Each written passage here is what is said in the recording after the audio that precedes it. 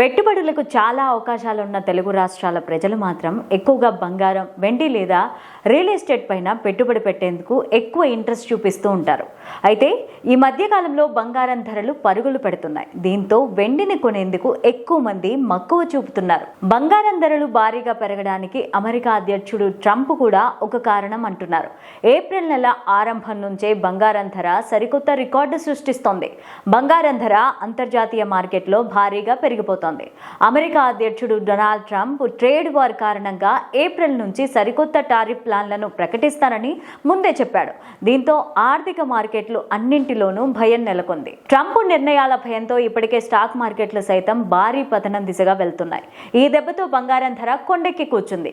దేశంలో 24 క్యారెట్ల బంగారం ధర 1 గ్రాముకు 9,285 రూపాయలుగా ఉంది. 22 క్యారెట్ల బంగారం గ్రాముకు 8,511 రూపాయలుగా ఉంది. అలాగే 18 క్యారెట్ల బంగారం ధర గ్రాముకు 6,964 రూపాయలుగా ఉంది. మన దేశంలో పసిడితో పాటు వెండికి మంచి గిరాకీనే ఉంటుంది. అందుకే వీటి ధరలు ఎప్పటికప్పుడు తెలుసుకోవడం ఎంతో ముఖ్యం. ఇక వెండి విషయానికి వస్తే ప్రస్తుతం కిలో వెండి ధర 1,14,100 రూపాయల దగ్గర ఉంది. అయితే కొన్ని రాష్ట్రాల్లో మాత్రం వెండి ధర కాస్త తక్కువగానే ఉన్నట్టుగా తెలుస్తోంది.